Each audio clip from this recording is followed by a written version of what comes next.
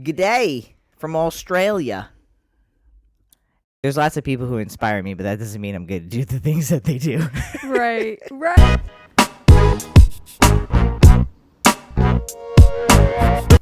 Hello, everyone, and welcome to episode 20. Baby, we made it. 20 episodes. Very exciting.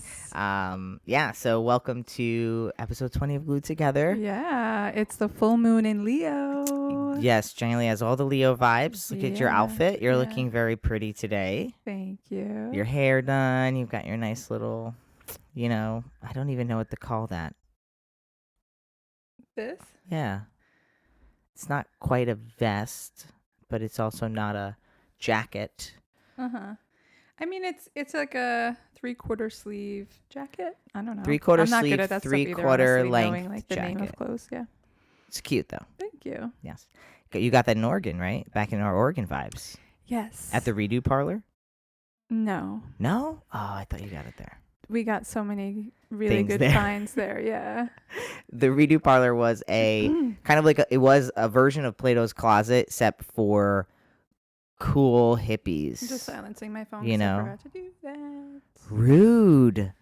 My goodness, give your attention to the people. Hi, people. There was this, I actually just saw a video the other day about how even just having your phone in your hand or even having your phone on the table but like face down immediately sends a signal to other people that you are not actually their first priority. I thought that was pretty interesting. You were telling me that. Yeah. That's why, like, when I saw it in my lap, I was like, oops. Yeah. But it's true. And he kind of didn't. This was Sam,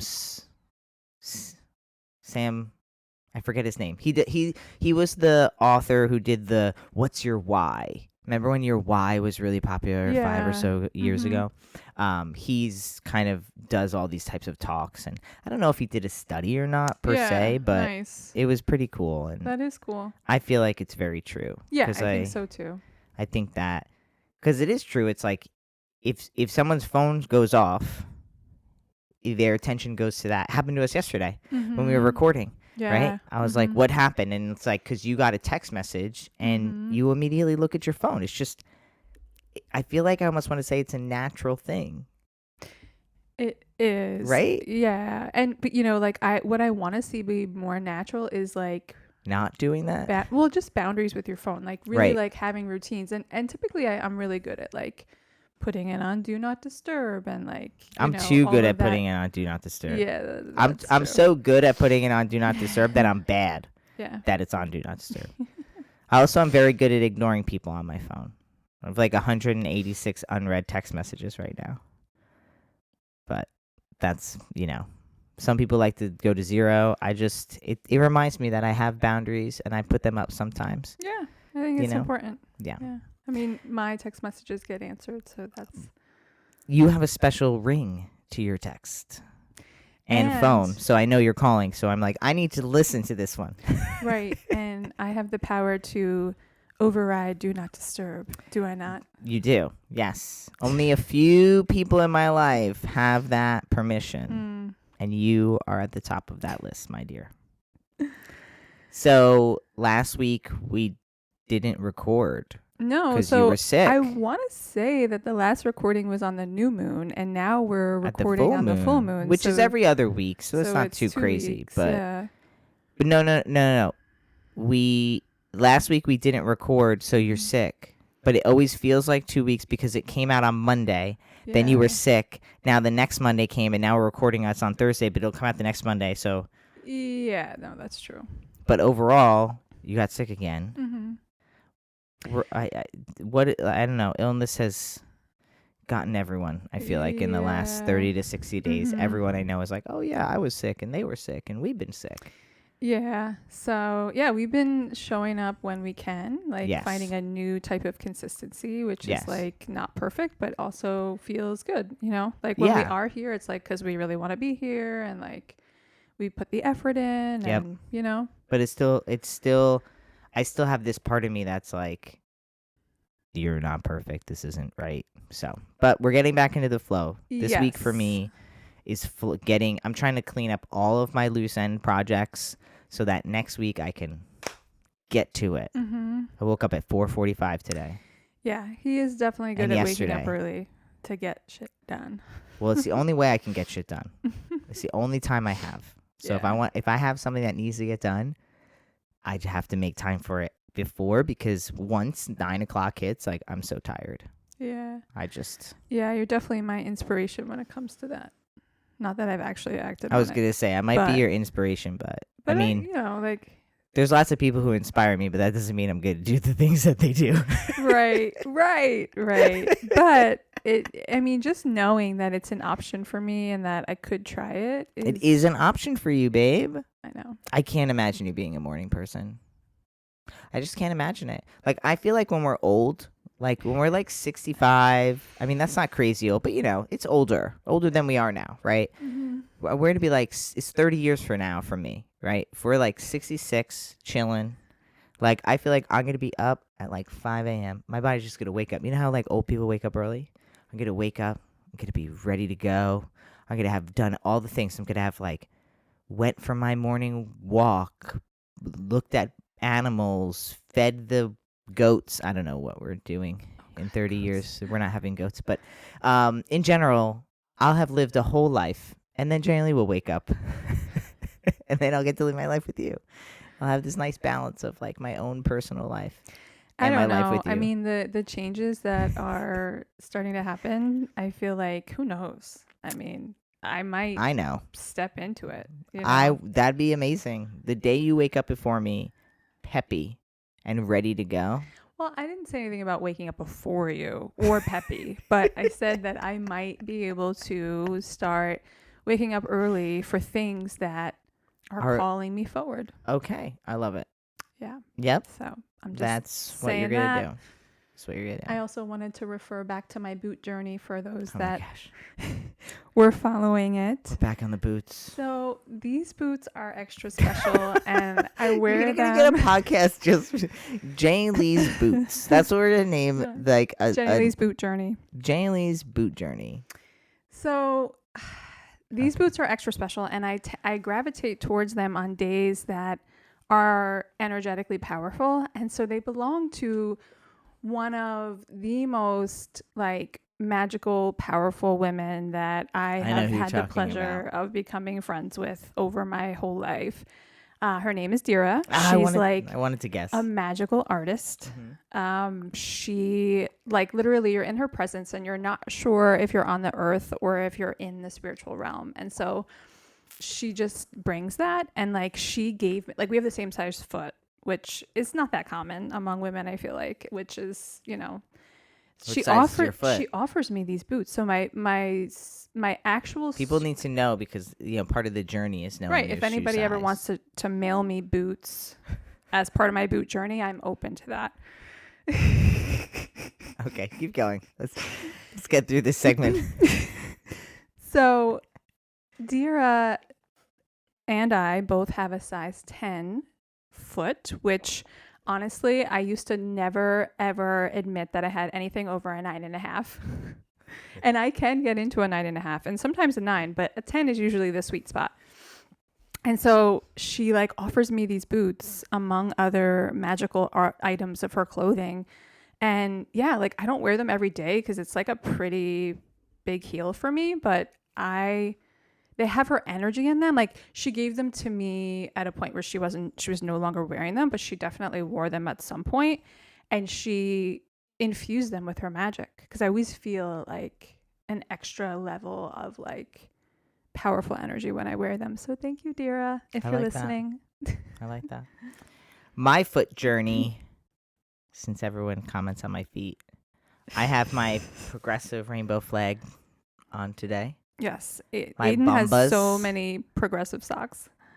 All my socks are like flags of some kind, or like rainbow hearts, or and now thanks to Antler, you have an entire collection of elf. Oh yes, of elf 20 socks. Pairs or 20 something pairs. Ridiculous. He picked out Aiden this like huge like Christmas tree filled of elf socks for Christmas. They're all really thin socks though. That's the only dilemma. Yeah, I need to. Maybe that's why there's 20, so you can wear 2 at a time. Christmas in July socks. Yes, exactly. So, well, have you thought about your glue? I know we were trying to think more about our glues and just, and for those who are newly tuning in, what we try to do is each episode, we just try to think about in the last week, or I guess in this case, the last 2 weeks, like what really kept us together, right? Because I think that's a part of this theme of Glued Together is that at different points, no matter how perfect you are or may seem, like you will need to get glued back together. You will fall apart.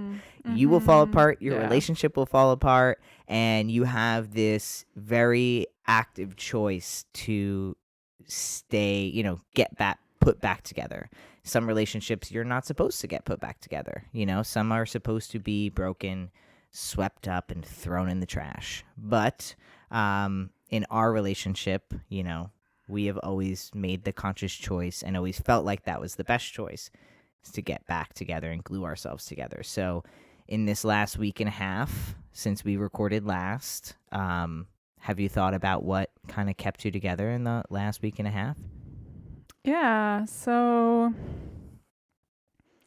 I really feel like the littlest things have been keeping me together, like you offering and stepping up to help cook, you helping me with like I was a cook fiend last week. Technology like stuff that, so I don't know how to like edit videos or anything like that. And yet you should say I'm learning how to edit videos. I'm learning how to edit videos things like that. And things like that. There we go. And Aiden has a lot of patience with me, but he's also just like sort of a natural whiz at it. Like he doesn't do it for a job, but like it is something that supports your work so much, like your ability to just jump in and be like I probably could do it as a job, to be honest. Like I think I have more of the producer's mind and like director mind than I have the actual editing skill. But you do have the editing skill to the extent to an extent it stops. I would need it. Like I could hire you and be like, oh great, like right, like you would hire me and you'd think I was a master. You know what I mean? Yes. But which I told Jane Lee at any time she wants to take off and just be the breadwinner, and I'll just make all of your content.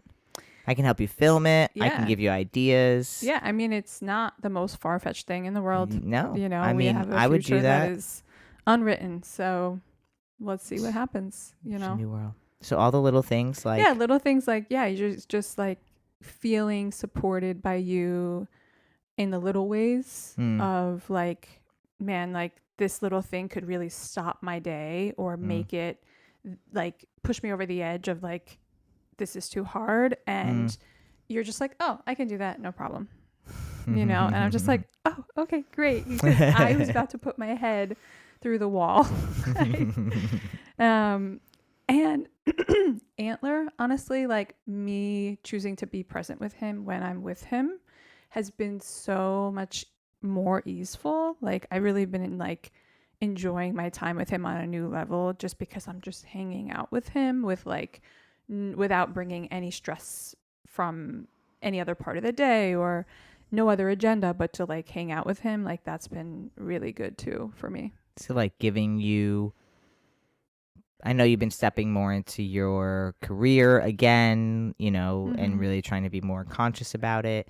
Do you feel like that consciousness and you going like being like, yeah, I can learn how to edit and I can do these things, like do you feel like that has allowed you to be more present with Antler instead of feeling like you have to be two places or feeling like you're not doing enough at work, so when you're with him you're thinking about what you should be doing at work? And does that good call. I think that's, what can I say? No, I think that's exactly true. I think it was really hard for me for the first 4 years. A long time. Yeah. It was hard like for a long time to find my sweet spot with my career and motherhood. And so it definitely feels different that I'm just stepping into my power a little bit more, and like just doing what I've always wanted to do without a narrative that says I can't do that, or I don't have enough time for that, or you're not good at that. I'm not good at that. Right. Yeah. So that's been, definitely like the glue. Yeah. I love that. I love that. I was actually going to say that my glue has been Antler also. I mean, not that you said that, but, you know. My glue has been Antler in just the sense that I have been so up and down in my emotions the last 2 weeks. I have just been, like, having really low lows and then really, I wouldn't say high highs, but I've been having, like, highs and really deep lows. And I've been having a lot of different things coming up for me, internally, being triggered by different things. I'm on the precipice of starting this medication where I won't be drinking for 3 months, which is not a big deal in the reality of it, but I have a eating disorder, like, trigger of when I am going to be restricting myself of something that I like binge hardcore before then. So I've been really balancing, like, you know, overdoing it with food or alcohol in the last 2 weeks because I know that I'm at any day now my doctor is going to call in the script and then I will be not drinking, where normally I would probably be fine going 3 months and not think about it. But because I can't, it's just like a psychological thing. It's like, because I can't, I'm gonna go crazy now, which is something that I used to do every Sunday, when with my eating disorder stuff. So I've been battling that a lot in the last 2 weeks, and also all these other things. But Antler has really been my motivation to stop work at a certain time and then go hang out with him and just sit with him and be present with him and see what he wants to do and really take me away from all of the anxiousness and things that are coming up. And when I'm in the low, it's like I just hang out with him and it's not about anything else that's going on except for, like, there's on the floor right in front of us, there's a little magnetiles, which are these little magnets that you can build things with. And like we spent like an hour building that thing, and that was all that mattered at that time. And he, like, and even me, that's all that mattered, was like the ability to be like, oh, what should I do? The other day he asked me to draw something and like reminded me that drawing kind of takes me out of my processing mind and into my present mind. And so he's definitely been my glue in these little glimpses to come out. I mean, there's been other things that have helped too, but just in general, just thinking about that, and you know, and always my creamy. I mean, oh my God, the creamy. Always my creamy. Oh, you want to talk about your creamy journey? I've been rationing my creamy. I don't know if you noticed last night. I put it in a bowl. Oh, I only had half. So normally I just eat the whole pint, but then I've been like having a bellyache. Yeah. It's a lot. Right. And so now I've been rationing myself. Nice. Rationing? I don't think that's the right word, right? I mean, like, I know what rationing is, but it has like more of a negative connotation. I've just been like portioning. Portioning my creamy intake. So nice. Yes. And in front of everyone, you're going to make a promise that you're going to make me gelato in your creamy this weekend. Yes. And I will report back about gelato in the creamy. Gelato will be made. Okay. That's fine. I could do that. Okay. Gelato. Yeah, we can make that happen. Okay. I feel like there was another thing that I wanted to mention about our week. Things that have been going on. But I'm forgetting now. Oh, well. We want to just jump into questions, or is there anything else you want to grace these beautiful people with? We have some sponsor interests. We're not going to talk about who they are quite yet. Oh, we're on a... Oh, yeah, that's right. Sorry.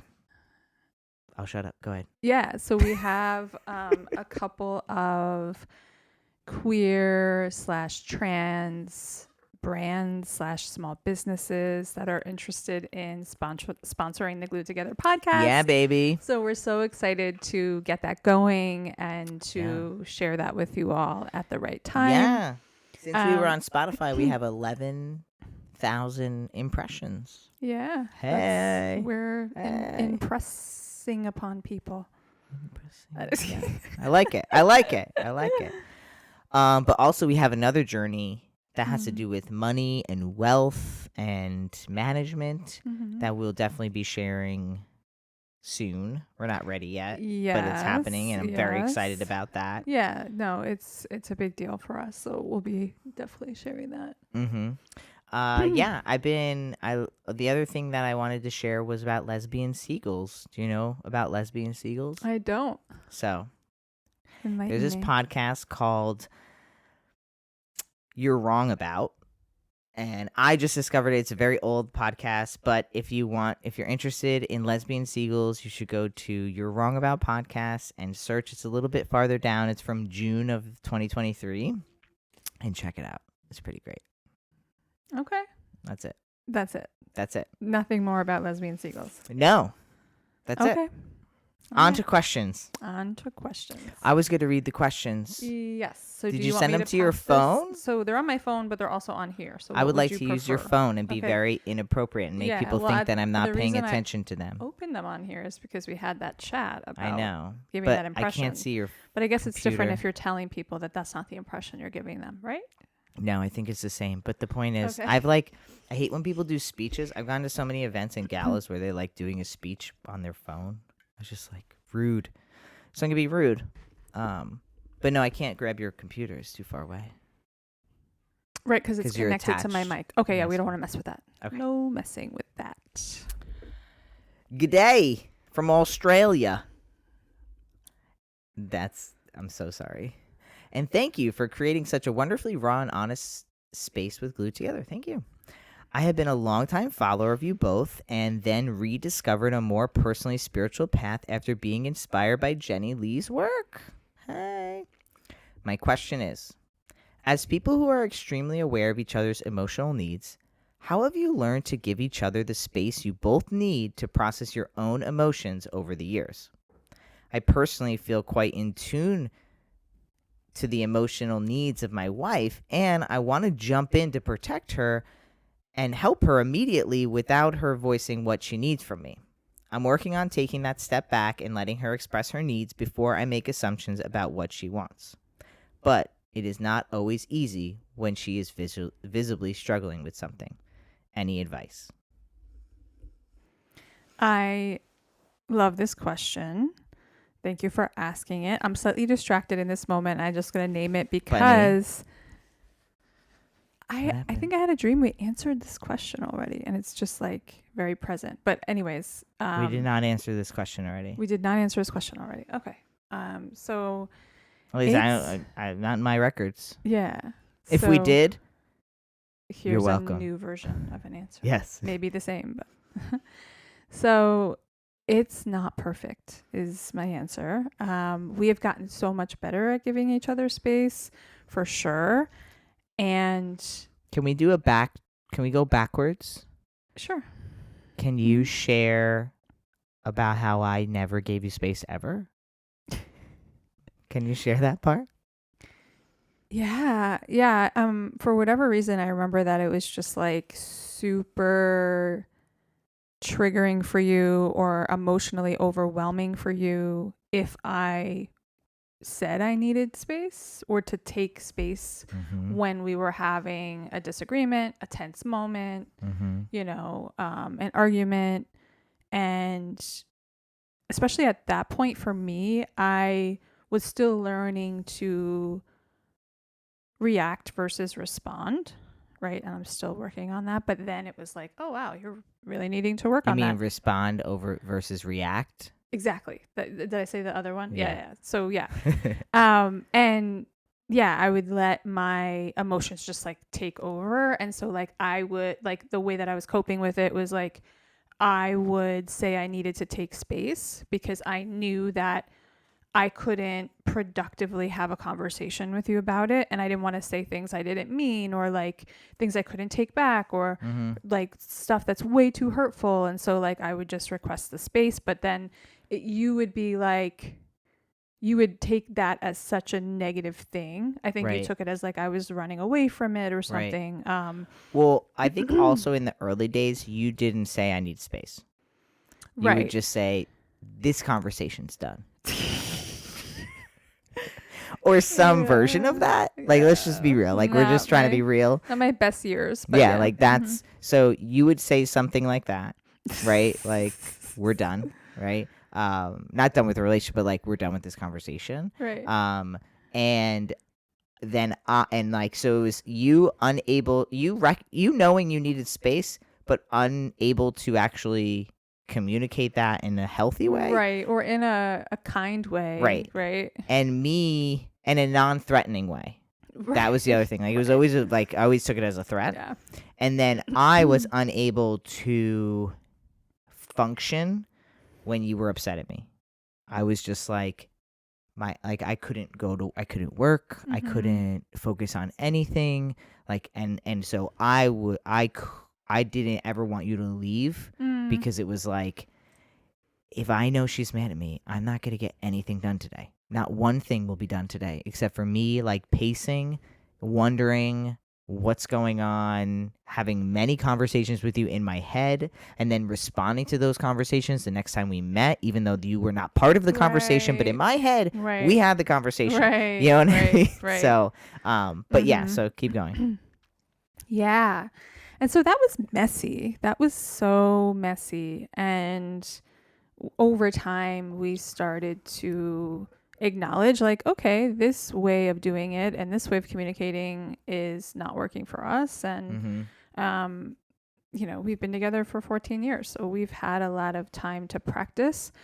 We've had a lot of moments where we were glued back together, right? Yeah, I mean, we've had a lot of blow up moments. Right. I mean, we've had a lot of moments where it was like, something happens. Usually it was me in the early part of a relation. Like I would do something that would just stop the conversation. You know what I mean? Like it was usually like, breaking something, honestly. Like it was usually me just like going to leave and slamming the door or, you know what I mean? Like there was just always a moment where we both would like, or I would yell or you would yell. Like there was just always a moment in the peak of the argument where we would both just stop and like there was just like a communication of knowledge of like, we can't go further than right here. Like it has to stop here. Yeah. And honestly, that when I look back, that was impressive of us. We both have so much fire and water energy like combined that like it can get intense with those energies if you're not mindful, and so like I think that's really what's shifted is over the years we've gotten more mindful of like what we individually need when we're feeling triggered or emotionally flooded.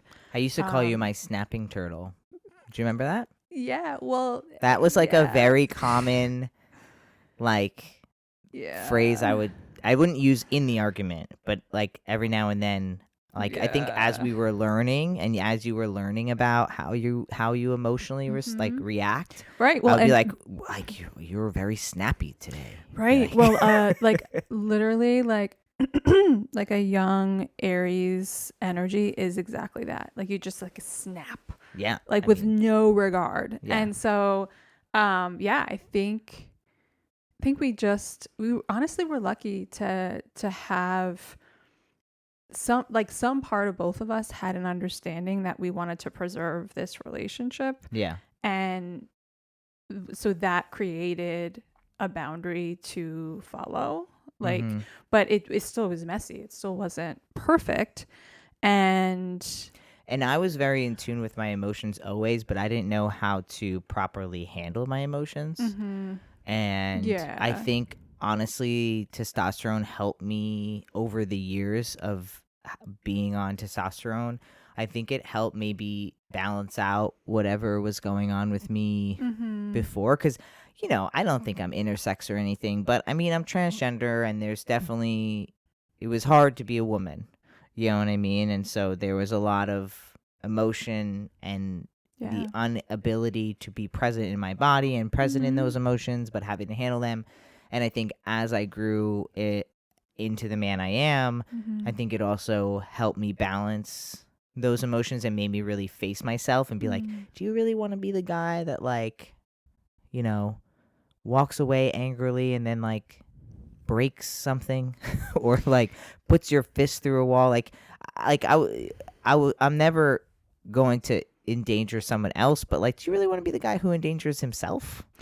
Like, that's not good either. And so I think that was also a opportunity as a trans person to be like, what kind of person do I want to be? So all of these things were happening at once. Like, I was getting more and more in, years on T. I was trying to figure out what kind of man I wanted to be. I was living with this other individual and really being able to see how I responded to emotion, because I used to just go hide in my room as a kid and do all of these things. Right. Well, I think part of that, I'll jump in really quick and you can take it over again, is like I think we both had the past experience, childhood versus even teenage years, and past relationships and friendships and whatever. Like, you and I think, were each other's first person that could actually hold the emotion that we had. Like, we could tolerate each other's emotions. We would mirror a lot for each other. Like, we were like, okay, well, you have a lot of anger too, and so do I. And like, it was just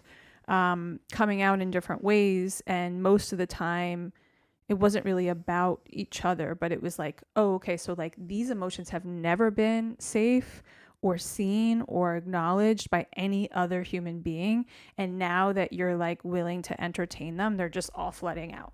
Right. And I don't even know how to handle them. Right. Like, right. Yeah. And I think that's where I was personally in my journey of figuring out emotions and when I need space and how to handle my emotions.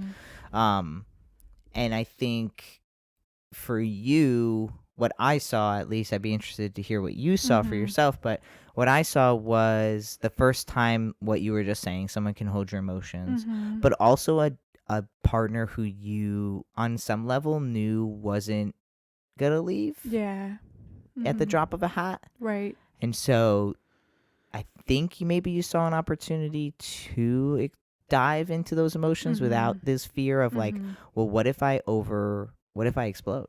And what if it doesn't work out? You know what I mean? Yeah. But then also you started all of your energy work. Yes, that was the turning point. I think you did a lot of clearing on yourself. You did, and know. You. Yeah, and me. That's very true. Yeah. So, but that's when I see a lot of the ability to even see what was going on. Yeah. Yes, absolutely. And that was we hit a year in Oregon, and I really started diving into all of that, and that was really our turning point.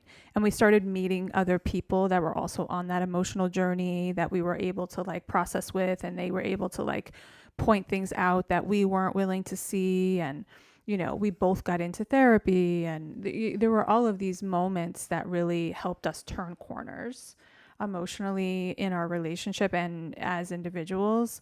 But energy work, it got beneath the surface, and that's what I feel like we both really needed. It was just like going beneath the surface of like, okay, I'm angry about this, but it's not really about this. Yeah. The amount of rage that's present is not just about this. So what is it about? And so we just did. I mean, Oregon, it was a healing journey. Yeah. And I think that's what we do now too. Yeah. Like, we get really mad, and then, at least from my perspective, it's like I get really mad or you get really mad, and then we still I still reluctantly give you space, or I reluctantly leave, and I'm just like, I need a minute. Like, we get to finish this tomorrow or later. Usually never tomorrow, but later. And I think it's still hard to do, but usually it does. What I have learned about giving myself space and giving my partner space is that usually they come to, like, you come to the conclusion by yourself, and I don't have to take you there, and that takes pressure off of me. Yeah. But also allows you to trust yourself more. And because I feel like I feel like you too, we are mirrors, and I will be like, you are not actually mad about this thing. Like, you're mad about this thing. And it's so clear from here that yes, like this is annoying and it has triggered your anger, but Yeah. you're very clearly mad about these 3 other things Mm-hmm. and not just this, right? Mm-hmm. But you being able to come to me and say, I'm sorry that I said or was that way. Like, I think at the end of the day, I'm really just mad about this. And then you kind of go off. I mean, we both do this. Like, you go off and, like, just kind of start talking for 20 minutes and you're just, like, pouring it all out and really getting to figure out why you're upset. And that Yeah. feels good to me because I can understand where you're at. You know what I mean? And that Mm-hmm. feels helpful and mutual to both of us. Yeah. Because going back to, like, the main question, it's like, I still don't want to give you space. Like, I still have moments where I have to recognize in myself that Mm-hmm. I am pushing her. Mm-hmm. Mm-hmm. And this is not getting better. Mm-hmm. The more I push her to solve Mm-hmm. this and Yeah. resolve this right now, the worse it is getting. Mm-hmm. And also, I'm very good at knowing Mm-hmm. when Jenny Lee is feeling something before she knows it. Yeah, so it's a gift and a curse in the same wrapped up beautiful box, It is right? a Like rose with it's thorns. it is a rose with thorns. Yeah. Because so many times I really need to hear what he's saying, but I am not on any level ready to hear it. And so Well, sometimes I feel like you don't it's even too know. soon. No, exactly. Well, that's what I'm saying. But like as soon as somebody says the thing that is in your subconscious, it brings it to the conscious, right? Because we all like usually like we know it on some level of our being, but it's not Mm, available to us until it's pulled out, mm. until it's reflected, until it's it's ready to be not subconscious anymore. Yeah, I think about being trans. Yeah. It's Yeah. like that's why it's like when I first heard about it, it was like, oh. And I think a Mm-hmm. lot of people can relate to that, Yeah. especially in the trans community or being LGBTQ. But you're just like, I heard about it, and that was it. Like that one time I heard about it, and it was like, Can't unknow what you heard yeah, and what right, you know. right, Yeah. 100%. Yeah. So yeah, I mean, I think over time it's definitely gotten easier, but some days it just still feels hard. But I think for myself, like I see myself getting better at being able to acknowledge and consider what you may need and like actually act upon that. Yeah. Like, Well, yeah. I often tell you, okay, why don't you go take some space? I got this. mm-hmm. Because like Antler, kids in general Yeah. can be a trigger because they're just like, mommy, daddy, what about now? What about now? What about now? And you're like, I'm peeing. Are you done now? No, I'm not done. I need space. Okay. And they just come in and you're like, I just said I need space and I'm not done. I'm trying to go poop. Leave me alone. You know what I mean? And so if you're in these emotions, you get Mm-hmm. triggered like that. Yeah. And you're just like, Antler, I'm going to the bathroom. Like, Yeah. and I think he's been really great for both of us because we recognize, like, sometimes I'm put into bed and I'm just like, get over here, get your pajamas on, and you'll be like, I think you should need some. I think I got this. Why don't you go take a minute? And I'm always like, my first response is like, I don't need no minute. What do you mean? Like, I'm fine. I'm Mm-hmm. handling this well. Yeah. And then Yeah. like a minute later, I'm like, you know what? I'm gonna take you up on that. I'm gonna go take a minute, Mm-hmm. and I will be back before Mm-hmm. it's like lights out, and I'll come lay with him. Yeah, well, it takes acknowledging the truth that you don't want to necessarily see, and that requires so much vulnerability. So, yeah, I think the key to us getting better at this in our relationship has been just the allowing for like the uncomfortable vulnerability of like being seen in a way that you really didn't want somebody else to see you or your Yeah. partner to see you. I know for me, like in the beginning, that's what it felt like. Like, okay, like, I in my past, like I was betrayed and abandoned, and I left or I allowed too much of myself to be seen, and that, just made it so hurtful when, I was betrayed or abandoned. So I need to keep these parts of me tucked away for only myself, and Mm-hmm. I think like realizing like that's not gonna be productive in the like this is, you know, clearly a new relationship, a different person, and I get to allow myself to open my heart and be vulnerable and be seen and like be different, be emotionally naked in this relationship so that we can have the best one possible. And that's not easy. Yeah. And as the person who has hard time giving space based on this question, right? Like in this question, I'm like, I'm the question per asker and you're the person that, you know, the partner. It's hard, but you got to do it. You got to give them space. You have to give them space. If you don't know how to give them space, try to go do something that you think would be nice for them, not to solve the problem, but like if you know they need space and you are having a hard time and you want to meet their needs before them, go try to do something else, right? Like go, I don't know, make them a cup of coffee, make them a cup of tea, set up the living room with a show they like and be like, oh, come in here. Yeah, here, let's watch a show together. Like, try to give them space. And if it's that hard, leave. If it's that hard for you to do, tell them, say, you know, I know you really need space and I'm trying to give you that space. So I'm going to go for a walk for 20 minutes and I'll be back. Or I'm going to go run to the store and pick up the thing we were talking about needing to get. Like, just removing yourself from the situation can be another solution as well. So, yeah, it's hard, but it's well worth it because you shouldn't have to take all that on, first of all. And you shouldn't let yourself take on all that responsibility of someone else's emotions. And it'll give them an opportunity to learn for themselves. Yeah. And you'll probably see that reflected back. Definitely. Yeah. Thanks for this question. Yeah, great question. All right. Next up. Trying to hide the phone, you know, so they don't see it. It's not here. I mean, first of all, anyone who's just listening on Spotify or on YouTube, they don't even know we have a phone in our hand. They don't even know. Do we want to do the trans question next? Sure. All right. Quick and sweet question. Wait, quick and to the point? Sweet and quick, whatever. Does Antler know that you are trans? How did you / are you going to tell him? So I will share a little story that just happened the other day.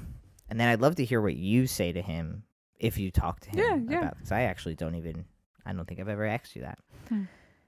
The other day, Antler was, I had just peed or something, you know. When we go into the bathroom stall, we go in together. And he pees and he always says, I need privacy. So I turn around and I face the wall. And then I pee and I always say I need privacy. He turns around, face the wall for a second, and then turns around and asks some questions. And I'm like, don't touch that. Don't open the door. Don't sit on the floor. What are you doing? Don't touch anything. Just stand there. Just stand still. And he asked me if I have a penis, because he says nus, N-U-S. And he said, Daddy, do you have a penis? And I said, I immediately didn't know how to respond, so I just said yes.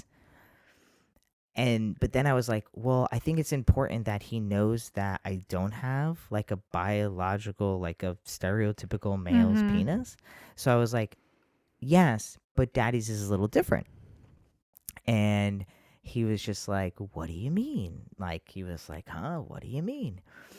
And I just was like, well, Bubba, like, I was born a girl and now I'm a boy. And so my penis looks different. And he's like, well, do you pee out of it? And I was just like, I don't know if he needs to know all the anatomy. So I just was like, yeah, that's fine. Like, yes, I pee. And I was like, but I can't stand up and do it.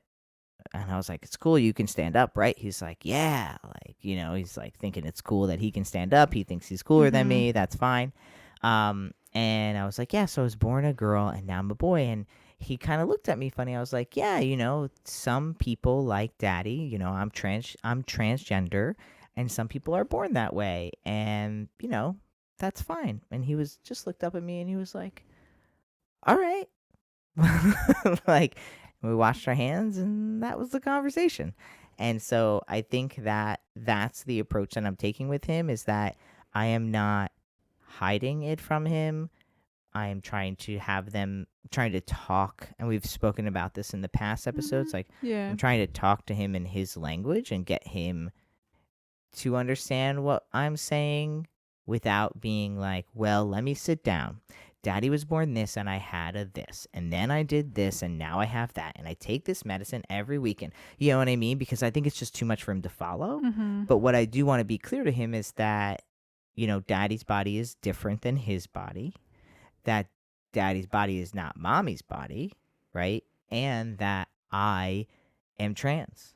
And I just want him to know that, and know that that means I was a girl at one point, and I'm using all of this language for him to understand that I was a girl, and that wasn't who daddy really was. And now I'm a boy, and now I'm daddy. And isn't this great? Because, now you have daddy and he thinks that's great. Like, that's it. And that's really all. That's one example of when we talk about it. But during Pride Month, I'm staring at a pride flag right now. He knows that this is a trans flag. Right. And so he understands that. But does he really get it? Not to the level that we as grown people get it. No way. Right. But he gets that, and he sees pictures of me. Right now we're living at my mom's house. There's, my mom has so many photo albums, just like by year. And it's cute. He really likes to look at photos. Yeah. And I don't know if this is every kid, because I don't know every kid. But for him, he really likes to look at photos. And so he'll see photos and I'll be like, that's me. And he's like, that's you? And I'm like, yeah, remember? And he's like, your hair is long. Like, he doesn't even recognize that I look like a little girl. He just knows certain things. He'll be like, but your hair is really long. And I'll be like, yeah, well, I was a little girl, remember? And he'll be like, oh, and then just move on. Right. Right. He's not stumped on it. His kids' ability to think outside of the box is all they do. All they do all day long is not think how we think. They watch TV shows and they think that SpongeBob is real. Their ability to comprehend that there are so many differences, right, is so large that what they actually are learning in life is the similarities. They're not learning what's different, because they're like, well, you could do anything. What they're learning is what you can't do, right? Like, they're learning more about their limitations, not about their explorations. And so, we're trying to teach him that there are less limitations than what the world is telling us. There are less limitations to what you as a little boy can do, wear, say, act, like, not like, and so that's what we're really constantly kind of trying to debunk for him in a lot of ways. Yeah. I agree with the debunking process, even with like reminding him, like, some boys like pink, some boys have long hair. Yeah, because he'll say, like, boys don't have, like, he doesn't say this all the time, but I feel like he has said like, boys don't have long hair. And then I'll say, well, what about your cousin? Yeah. Your cousin has long hair. Yeah. And I'll just name people. And we always give an example of somebody that is defying the gender norm that a friend that he's heard about or he's gathered. Yeah. And I'm like, well, what about them? They like it. They're a boy, right? Right. He's like, yeah. And I'm like, okay, so there you go. Like, this is not, if you want long hair, you can have long hair. Right. Right. So. Yeah. So the thing that happened recently that I don't think we had a chance to discuss was because he knows that he was in mommy's womb. Like, he was in mommy's belly or her womb, her body. Yeah, we've been saying belly, but we've been trying to say womb because it's different. Right. And so the last time, which was this past week, because I would say, oh, when you were in mommy's womb, blah, blah, blah, blah, blah, or something. And So he was like, well, what's a womb? And I said, it's a place that babies can grow, and he said, oh, do boys have wombs too? And Aw. and I said, most of the time, no. And he said, does daddy have a womb? Or I think he did ask me that. Yeah. And I said, yeah, I used to. Yeah. It got taken out. Right. That's right. a little too far right. So for him to understand. Right. So yeah, it was similar to what you were saying with like, he doesn't ask that many questions after you tell him. Like, he's just like, oh, okay. Like, like it's just very, oh, okay. So I think he is starting to ask more questions. I think ever since he turned 5, he is starting to ask more questions. Yeah. And we're just trying to meet him where he is without giving him too much information. Mm-hmm. Like, he'll never be able to look back and say, you didn't tell me. Right. Because we have been telling him over time in the ways that meet his developmental stage, I think. Yeah. And, I think, and I think the other part of this question was like, do you want him to know? Was it I feel like it is important that he knows, and like it has always been, even before we had him, something that we've wanted for him to be very aware of. And it's important that he knows. It's important that he knows other people exist out besides daddy. Mm-hmm. And it's also important that he knows that it's not a big deal. Yeah. You know, and also full respect to people who are sitting their 5-year-olds down and going through all of the steps. I trust that you know what's best for your kid, and everyone has their own personal trans and non-binary journey. Yeah. And they need to do what they feel is best for them and their family. And this is what we feel is best. And so you might take a more in-depth approach, and you might take an even less hands-on approach, right? Yeah. You might decide to wait, and that's fine too. Yeah. For us, we've just felt like that's not the approach we want to take, and like respect to those who, I mean, I've met other trans dads, and I always ask them, like, do they know? Because I don't want to say something in front of that kid, or, it's important that you respect, it's not going to harm this child if you decide to go more in depth or to not. You love your kid. That's the most important thing. And you have to go with your own family comfort level. And there's just so many complexities and layers to everything. But for us, like, we just decided early on, that he was choosing us, and that this was gonna be his experience. Like, he's gonna go to pride parades, and he's going to ask us questions like, why is that, why is this that? And why is that? And why are they wearing that? And it's like, why does that person look like a dog? And I'm like, oh, well, some people, they really like to get dressed up, and it makes them feel alive, and it makes them feel like they can express themselves more. And it's like, oh, okay. Yeah. Right. And then I'm always just like, oh, it's like when you wear, your favorite shirt. You love that shirt, don't you? And he's like, yeah. And I'm like, well, that's how they feel. Like, they feel really good in that outfit or whatever. And then he gets it. He's like, oh, all right. And he's only 5, so even developmentally, he, like, if we're looking at a textbook, which, I'm going to use as a light guide here, they're still learning up to the age 7 how to make their emotions on someone else. Yeah. Like, if I cry, he still doesn't really understand that I'm crying, and he doesn't really know what that means. But he sure as hell knows what it means when he cries. Right. And he's starting to just learn about how, like, he did something the other day, and I hurt myself or something, and he was like, I'm sorry.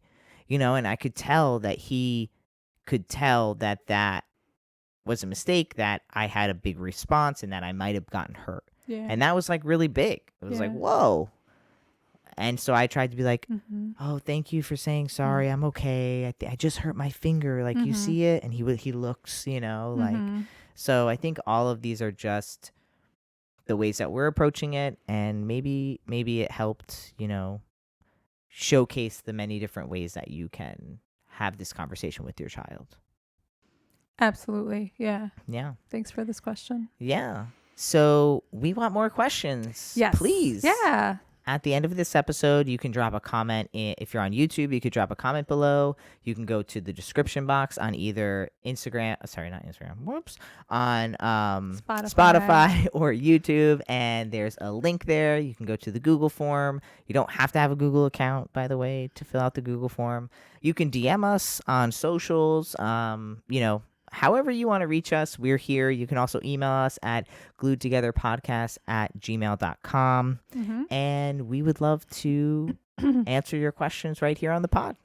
Yeah. I can say pod now because we're officially a podcast. But otherwise, any call outs that people should know about, we're a week in the future. This is Monday. This is a few days after the new moon. I mean, the full moon. What's happening? Give us the 30-second eclipse. The clips of what's happening? Yes. Did I put you on the spot too much? Yeah. You don't have to. Okay. That's fine. Thank you so much for listening. We love you. Leave us a question and we will catch you in the next episode. Yes. Thank you so much for joining us. We have so much fun when we record these. We do. So keep those questions coming because it's so powerful to dive into a lot of these topics. Thanks for being brave enough to ask these questions. Love it. All right.